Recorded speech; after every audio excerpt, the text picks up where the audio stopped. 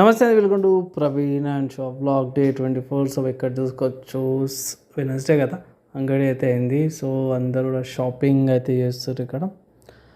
And కూరగాయలు అవి ఇవి అనేసి. సో నాకు యాంగిల్ దొరకకపోవడం వల్ల కరెక్ట్గా చూపించలేకపోతున్నాను, కానీ అక్కడ వెజిటేబుల్స్ ఉన్నాయి. మా ఇంటి దగ్గర ఇక్కడ జ్యువెలరీ డబ్బా లాంటివి పెట్టినమాట. సో బేసిక్గా అంతే రెగ్యులర్గా నడుస్తూ ఉంటుంది.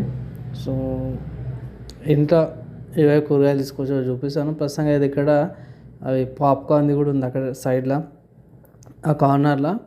సో రెగ్యులర్గా పాప్కార్న్ తీసుకోము, అప్పుడప్పుడు తీసుకుంటాము. అండ్ ఇక్కడ కొందరు మా ఇంటి పక్క కూడా పెట్టుకోరు లైట్స్ అవన్నీ కూడా, దానికి వెజిటేబుల్స్కి.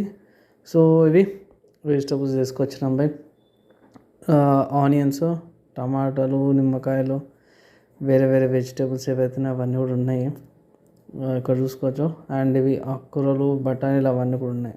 సో బేసిక్గా వాళ్ళ ఖర్చు ఎంత వచ్చింది అనేది 240 రూపీస్ ఏమో ఖర్చు వచ్చినట్టుంది అంతే. ఈ వారానికి ఇవి కూరగాయలు అనమాట. మధ్యలో వేరే వేరే కూరగాయలు తీసుకుంటాము. సో అంతే.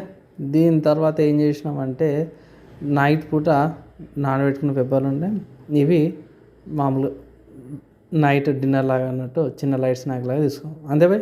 ఛానల్ సబ్స్క్రైబ్ చేసుకుని నెక్స్ట్ వీడియో కలుసుకుందాం.